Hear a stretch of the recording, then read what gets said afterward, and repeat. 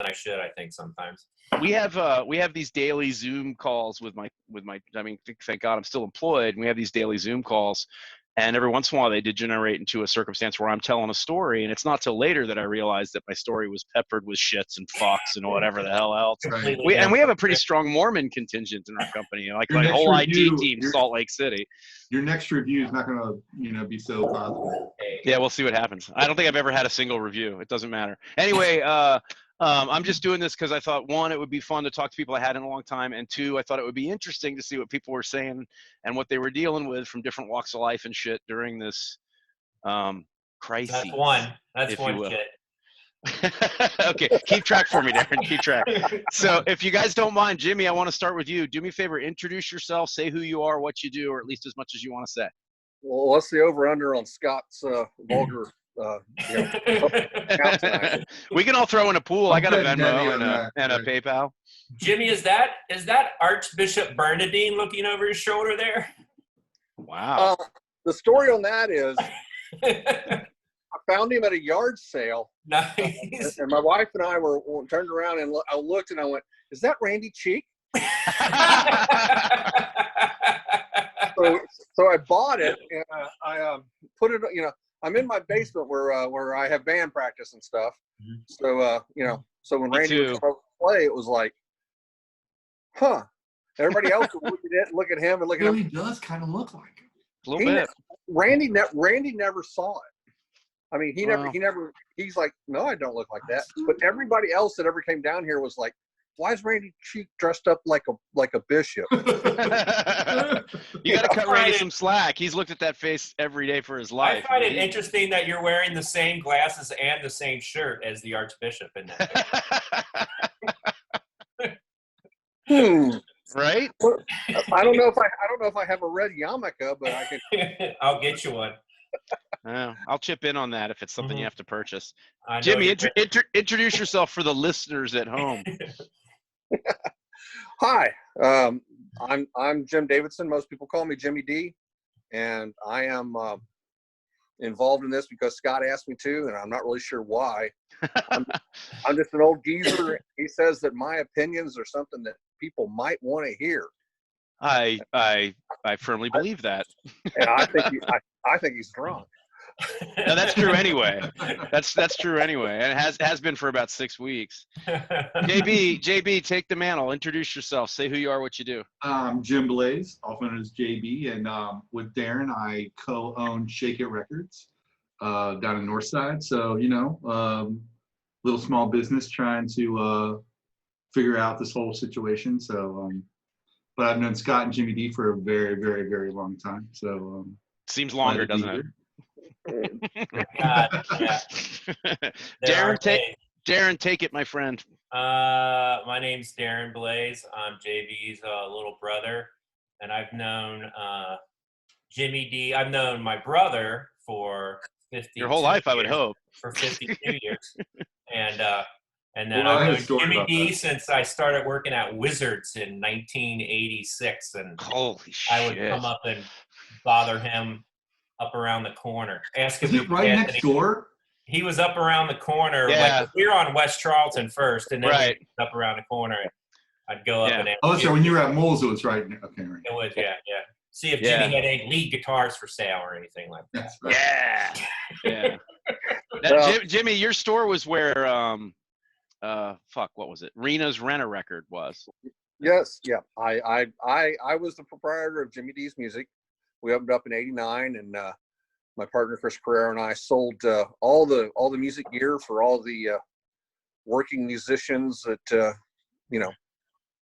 pollinated the Cincinnati music scene. In my mind, it's before '89, but it seems like it was there. You got Ralph's Music before then, right, Jimmy? I was out at Ralph's until before that. From '83 to '89, I was the manager at Ralph's, and then in the fall of '89, we opened up Jimmy D's on Vine Street. And I knew you from seeing you at shows and seeing you at Moles. Mm-hmm. Being a musician, there's only two things musicians do in the daytime, and one is flip through records, and the other one is go to thrift stores. Right. And sleep. So, And if you're Driscoll, you do that at night too. so I mean, we used to call it browsing and carousing at the thrift store. There you And go. then and then hopefully you could find somebody to give you a ride down to the record store. Right. Or vice versa, whatever the case might be. The Clifton to Norwood corridor, as it became to be known. There you go. I mean, I think somebody missed their calling when they didn't buy a van and just do that loop. Right. Just all day, every day. I did have you a friend. Do you remember? Do any of you guys remember that Corbett Stepp guy? He had a band called I know Ritalin. Corbett. Yeah, Corbett went through. There was yeah. There was this 2-year period where Corbett went through a series of yellow buses that he would just drive around town, gathering people up and taking a bunch of derelicts to like the 71 bridge or something, where we could all drunkenly risk our lives on the catwalk. A God love it. 275 loop version of the Merry Pranksters, I guess. Right. Right. And always one day at a time. So, you guys are running a small business, a record store, Mhm. and Jimmy, you were working at a music store downtown at the Herzog when all this shit came down, right? So, I mean, Herzog's has been closed. You guys have been closed, right? I mean, how, I don't know how you guys want to take this ball and run with it, but this is what I've been talking to people about. How's it been? I mean, it's been a cluster for a lot of people, but it seems like a lot of people are persevering. Yeah, I mean, for us, we're doing a ton of mail order every day. I mean, You guys always did, though, right? I mean, you always had a pretty strong. Always, It was but some, right? But we always did a lot of like wussy stuff, and just we handled the label stuff and things like that. And it was ebbs and flows. It was always steady. But now we're gearing up to the point where this is what we're doing to keep everybody on the payroll. Like we still have everybody's still, on the payroll and all that kind of stuff. We were able enough to, we've been doing enough to kind of keep everybody, happy and on board and all that kind of stuff. But we've just been using the time to take care of some stuff at the store that we just never have time to do. Like we redid the floors. We basically flipped the entire store. Most of the vinyl is upstairs now. We moved books and a lot of CDs downstairs, shrunk some stuff, expanded other things, put in a new counter in the back. We painted the bathroom after 21 years. I don't mind telling you that I didn't know there was a bathroom there. Really? So you're the person that doesn't know we have a bathroom, because it's so much. It's just like, so it's just kind of like we're just doing a lot of it. I mean, I'm very curious to see how many people are this is going to be how they shop now. Right. You know what I mean? And so we're actually learning a little bit while we're closed. Like the stuff that we can sell online that never sold in the store is really a huge revelation to us. Like we just sold a Best of the Replacement CD for like $15.99 on Amazon. Like it was sitting in the used bin for $4.99 forever. So I love, keep it moving, right? So it's kind one man's trash. We're constantly, we're just trying to figure out what the new normal is. But I mean, it's going to be very interesting. I mean, for me, the store is much more of a social thing than a business thing anymore. Like there's people that I've been selling records to for 30 years. Yeah, maybe longer. Yeah, 30. I mean, some of these guys, like guys like Tommy Jarvis and stuff like that. It's been 35 years. Tommy Jarvis comes in Sunday afternoons at 2:00. I've been selling him records on Sunday at 2:00 for 35 years, so there's, and that's,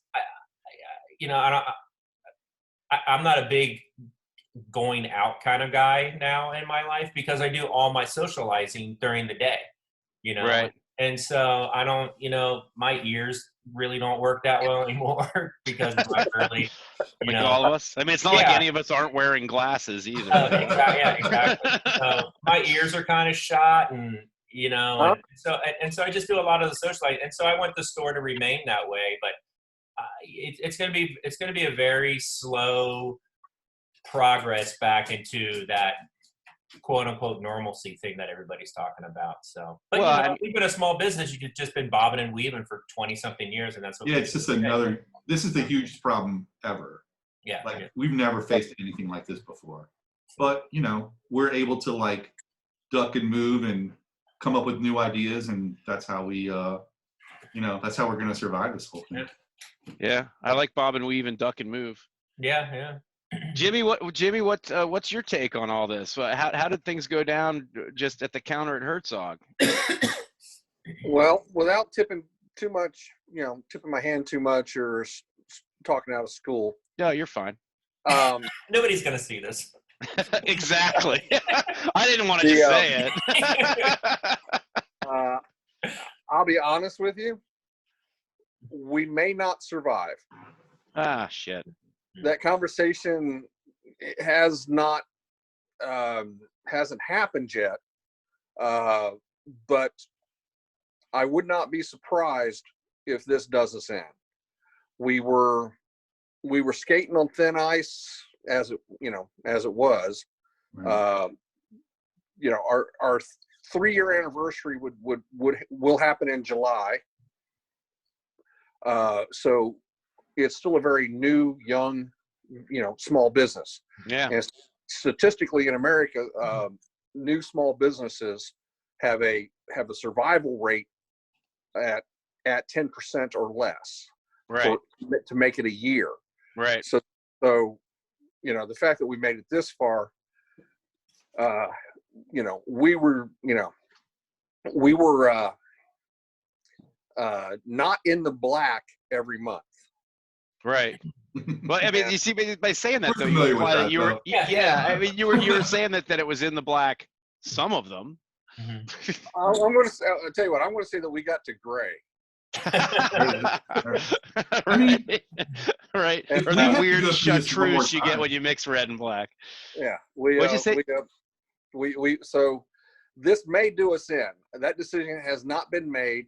The decision as to whether or not we're going to reopen May 12th, when the governor said that retail can reopen if everybody wears masks. Right. So, I mean, granted, I'm hoping to go down there because I grew a mask just to. Thank you. Thank you. There we go. love that. That's unbelievable. I mean, I'm ready to go in and work behind the counter. Me too. What if that's the cure? Everybody has to do it. We're selling beards pretty soon here. No, we were in a precarious position. We were on an upward trend from when I hooked up with them, started consulting with them, and I'm not trying to say that I'm the ultimate be all genius of how to And run I'll a say it. music store. I'll say it. I do have a particular point of view on how a guitar store should be run. And, I brought that into them, and things had turned around, and we were in an upward trajectory, and we had taken on quite a few new lines, and we would become dealers for several name brand products that interesting stuff too. I mean because I would go in there before they it's like Godfather 3 when they pulled me back in. I literally would walk in there and it's like a pawn shop where everything was the same and still had the same dust on it from when I was in there the month before. Right. So I think I was helping, and and then having the entire world turned off. Yeah. Just kind of throws a wrench. Yeah. Throws a wrench in everything. Yeah. I think I was kind of under the impression, and obviously being completely outside of the circumstance, I think I was under the impression that something about the Herzog Foundation and the store was related in such a way that it could potentially survive. But that's an assumption I'm making that is just like wishful thinking on my part, maybe, because I just the real world is more the Herzog Music and Herzog Studio are two separate entities. Okay. So all right. First floor versus second floor. Second floor is going to hang in there. Yeah. It is, I mean, that's a historical venue. That is a, that. Thank God, because where am I going to go play? I'm with you. I currently play in 3 bands, and none of them have played a gig since the tail end of February. Yeah. And I mean, what do you see as the future? Like, when do you think you'll be able to play in a bar in front of people? Yeah, I'm curious too. Yeah. What do you think? I've just been kind of figuring like that's kind of done. Well, I mean, at this point, I still have a gig on a calendar for June 20th that has not been canceled. for when? Okay. When is June it? 20th. June 20th. June 20th. Do me a But, favor. Make very specifically that you message me and remind me about that if that gig goes off, because I'm Right. coming. If Yeah. it goes off, I'm coming. I'll hazmat suit it, whatever. The Governor Bashir is in charge of that one. But I had a full calendar tail end of March, all of every weekend in April, Right. a couple of things in May, and Ohio shut down, then Kentucky shut down, and I did not have anything booked in Indiana, so But like dominoes. Tragic error, right? Yeah. You say this music store and the studio are totally separate, but I mean, has there been any thought? I mean, you said these things aren't really being talked about. Has there been any thought to trying to like? I see all kinds of online pleas for help, donations, whatsoever. Let's keep whatever it is alive. Has there been any of that? That will probably happen when we finally have the discussion as to whether or not we're going to Reopen. Right. As it's been sitting, I mean, the historical studio, is going to survive no matter what. Right. Which, I mean, yeah, as long as it's there, it's going to be there. Right. Yeah. So the store, the store originally, came into it as to be the gift shop for the studio, but for the museum. That's what I thought. That's why I thought they were so interconnected. But it's like, that's a lot of square footage to fill up with coffee mugs and T-shirts. So cool as they might be. I got a Herzog hat here somewhere in my weird junk shop. But so you guys are mail ordering more than ever before. Mm-hmm. Right. Mm-hmm.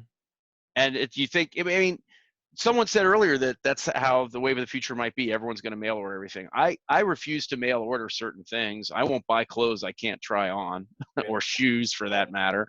I mean, I guess record's a different animal altogether, but you mentioned that thing where you made more money on this replacements greatest hits than you would have in the store. So you've got a wider audience now. Did you guys do any pushing like that? Like I asked Jimmy about the fundraising for Herzog's to stay open. Did you guys do any push like, hey, now's the time to online order with us? Not we did really. our typical we did our typical like Instagram posting on cool records, and we did a lot of posting on just like what we're doing at the store. But I mean, going back to what Jimmy said about Herzog, like if this happens again, if we have to shut down in July or August, I think we'll both have to take a good hard look at what the future of Shake It is. The viability of the actual brick and mortar location. As what it is, and like. Right, exactly, right.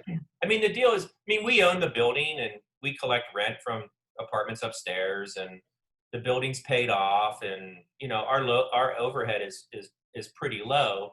But the store is about. It's the social part of the store. It's the community part of the store. I don't have any interest in. I'll do mail order to get us through it and whatever, but that's not what I want to spend my days doing. You don't want to sit in an office in a warehouse. Yeah, exactly. And so I want to talk to people when they come in, and this, it's and like I said, it's that, and we've always said like we'll figure out a way to make it work, but it's just kind of like. For us, like in this last like 14-month period, there was this massive disruption in the music distribution networks through a company called Direct Shot, and it got completely fucked up. I mean, complete insanity, where they were drop shipping 4,000 copies of a Led Zeppelin box set to a Pizza Hut. And just, No shit. oh, it was insanity. And so we never knew we could order, prior to this, a year and a half ago, Jim did most of the ordering through them. He would, if he worked on a Sunday, he'd get all the orders together on a Sunday, send them in Sunday night. We'd have our orders. They would start coming in Tuesday, Wednesday, Thursday. Yeah. And then we would keep that same thing. We would send it in on a Sunday night or a Monday morning. It could literally be 3.5 months before we saw anything. Holy shit. How can you function like that? There were times where you could not physically get Black Sabbath albums. And you just anywhere. You couldn't get them. You could not get them. They were in warehouses and it was so, we kind of redid our business and how we went about doing things and sourcing different stuff, buying stuff from overseas, doing a ton of importing. Yet meanwhile, we could import from the EU. They'll ship it on a Monday. It will be in our store on a Wednesday morning. It was insane. It was complete. So, we started sourcing a lot of stuff from Europe and we kind of we're figuring out this new terrain and we're in a good pattern and we're getting it all back together. And then bam, this hits. Yeah. So for us, it's, like I was saying, my brother and I have always said, we'll figure out a way to do it. This is what we do. Right. I'm 52. My brother's 50. Well, how are you? I don't even know. 57. So you're even worse off than I am. You're I got no shot at anything else. Right. I have to make this work. Barely got a chance. Jim has a little bit of a chance. Jimmy D doesn't have a chance at all. Yeah. So what are we going to do? You know what I mean? You just got to make it work. Right. And we will. But the whole deal is just I didn't open this store to be open and shut every 2 or 3 months, Right. That's not what well, it'd be nonsensical. I mean, so it's just. But we don't really owe anybody any money, and we're keep our nose clean on all that kind of stuff. So it's not like we're carrying a ton of overhead, and you just wait it out and see what happens, and keep the guys busy at the store. And so it's going to look all nice and shiny and fun when it is going to look sharp for us. It's going to be kind of a crate and barrel experience. We're getting into a lot of more kind of soft-scented candles and stuff like that. Awesome. I'm probably still going to drop by once every couple of years. That'd be great. I say that to my embarrassment and shame. I was telling JB before you guys came on that my dad lives a half mile away and I'm never there. And it's stupid. It's stupid. I got this beautiful turntable too. Will you guys fix up this beautiful Techniques turntable I have here? Jim's wrong with it? Pretty good at that. It's a SL 1200 MK2. It's supposed to be pretty nice. Yeah, those are nice. My uncle gave it to me. He cannibalized it from a nightclub that I believe was called the Lighthouse Limited. That was at the top of Vine and Quarry there or whatever. Are you not old enough to know the Lighthouse Limited? No, I remember it, but I didn't go. All right. Well, I was there. Hey. Yeah. All right. Here to you, man. Jimmy, to you, man. Me and Jimmy were there. Yeah. I was there. You were there. I was probably outside. Very cheap beer. Okay. And literally was dollar pitchers or something crazy. That was the attraction of all those dance clubs. Exactly right. It's 10-cent drink night or whatever the might have been. I'm going to tip my hand here and tell you, I was at Lighthouse Limited. I was there when it was Burgundy's. I remember Burgundy's too. I remember Burgundy's, right? Yeah. But way before that, wasn't it the Black Dome? It was Reflections. Reflections? Reflections, okay. It may have been the Black Dome, but I knew it as Reflections. Okay. Did anybody ever do cocaine in the bathroom there? Do you know? Never. It never happened. That's a Hollywood myth, Darren, about nightclubs. People don't do drugs in the bathrooms of discos. That never happened. Yeah, that's right. They just right off the bar. Who was going to stop you? It was the 70s. Exactly. Of all the directions we could have gone, Cincinnati discos wasn't one I expected. That's right. I want to really quick. I want to give a shout out to Matt Becker because while I was trying to get you guys together, he literally sent me a text saying you should have these guys on. So here you go, Matt. There you go. I got to give Matt a call. I like Matt. Darren, are Shake It putting out that Mortals record that's getting recorded down at the Herzog? See, here's the whole thing. Herzog recording the Mortals record that's being put out by Shake family. That's One right. big happy family. So I yeah, can't I'm wait to eager hear to it. see what, when it's done and all that kind of stuff. And then, I got to see what the pressing plants are looking like right now. And everybody has slowed down. It was already taken, and then that fire. I mean, when I did the very first Mortals 45. Coming down? I remember that one. In 1989, I guess. Which one was it? Disintegration? Yeah. And then, or no, the one. We did the one. Was the one? Oh, Disintegration was that after? That was on Estrus. Oh. That's when they hit the big time. And then they did Long Gone on. There it is. The Mortals, the one. So that's the first record I ever put out. And it cost me about $700, and I got the money from an insurance settlement when somebody hit my Volkswagen. So now if there was never, that might be one of the most rock and roll, not rock and roll stories I've ever heard. It was back in the day when the insurance company would send you the check to go get it done. Right. Right. So they don't do that anymore because of people like me. No. So, but yeah. So anyway, I sent that record in to be pressed on July 8th. And I remember it because my birthday is July 7th. And I had those records 2 weeks later. Who was it? United? Who was it? Down at United, yeah. I mean, if you were going to make it a punk rock 45, you just got it made at United. Yeah. Right. And, well, it's close, right? Isn't there in Tennessee or something? It's close. You could see through it, all kind of stuff. But now it's like, it's 4 or 5 months to get a record turned around and stuff like that. Oh shit, really? Yeah. I mean, we were supposed to get a Wussy pressing. I mean, they're like a month and a half behind on that one once this thing hit. So God knows how God knows how it's going to end up. I talked to Matt and they were going to shoot for this year, but have to kind of see how that's going. So now, just for clarification's sake, I said you're going to put it out, and did you say I have to hear it first? Oh God! Unless I want to hear it. It's one, and then they give me something that's one long song about a boy lost in the forest or something like that.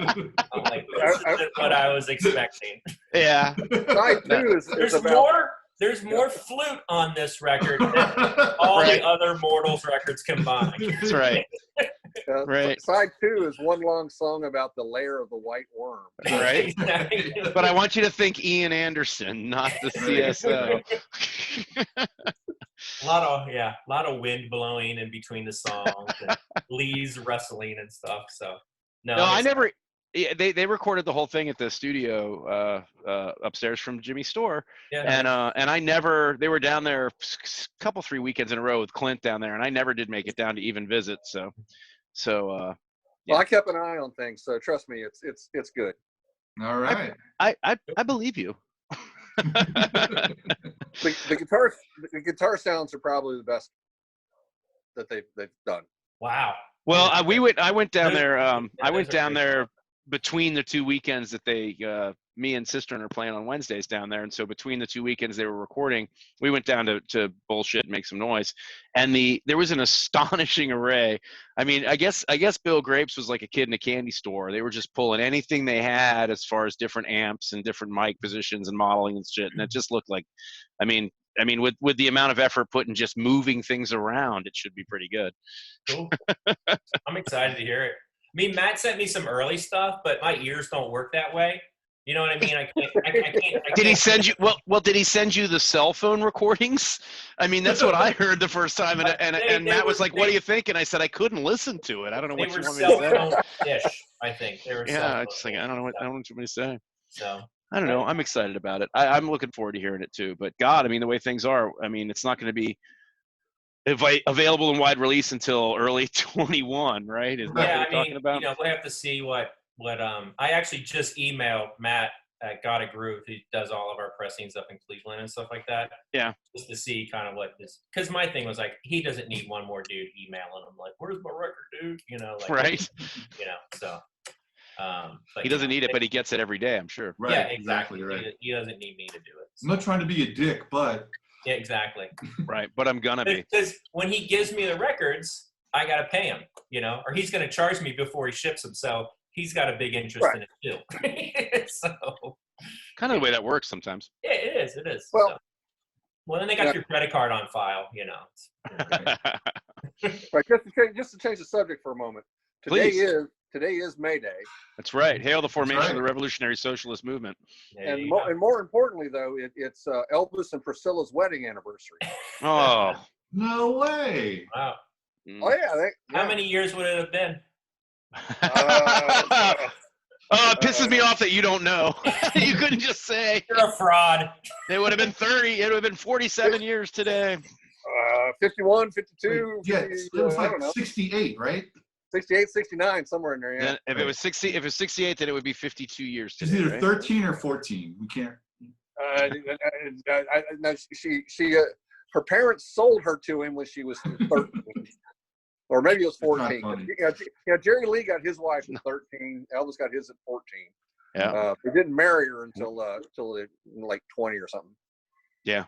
Well, there's laws about that. Yeah. That story does not age well. Right. I was. You want now. to talk about not aging well? I had a miserable migraine earlier this week, and I spent an afternoon watching Dr. No, Goldfinger, or Dr. No from Russia with Love and Goldfinger. Wow. And I like me some early James Bond movies, but my God, just I'm watching this shit. Yeah.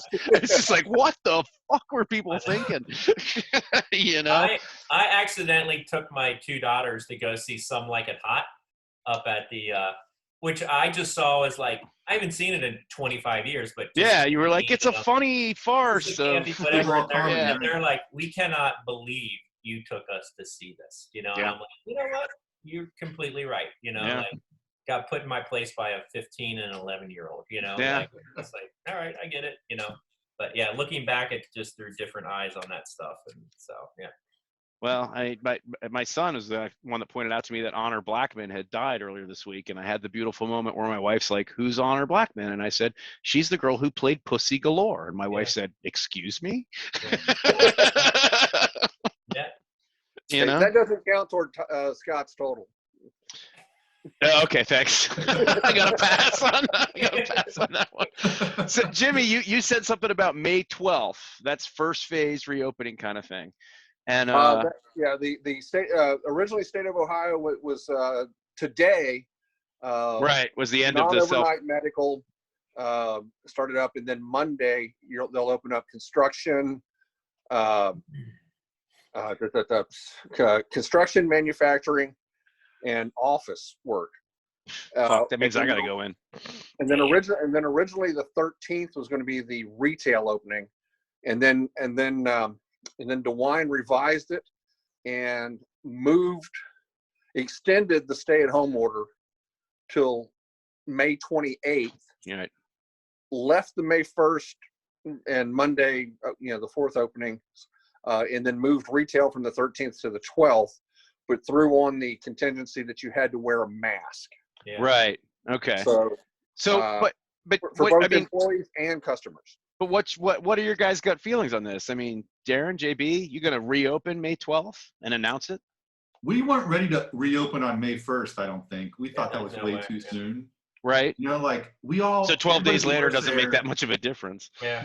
Our moms. We thought we were going to be back end of May, which is why we started doing all these big projects at the store and just getting done. So.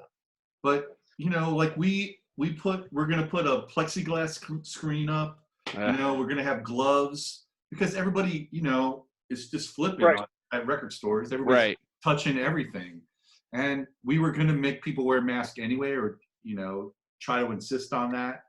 Or just, bring it out to the curb if they don't want to wear a mask. So that's the thing, is it's like, I mean, we're more ready than not ready.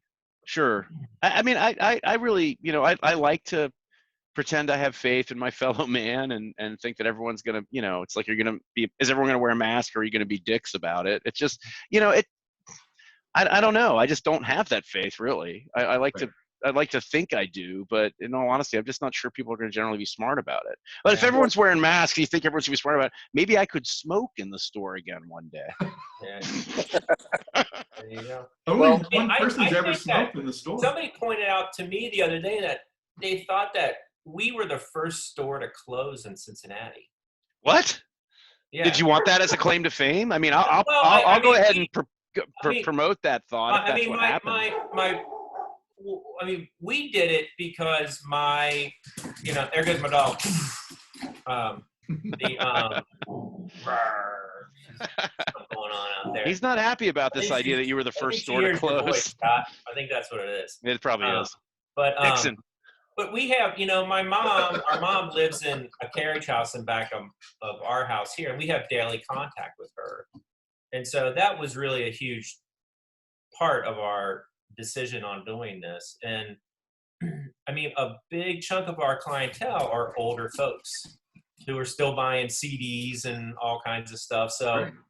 We want to extend that courtesy to them that's, a big part of what our thinking is going to be of like how we do this. And, Right.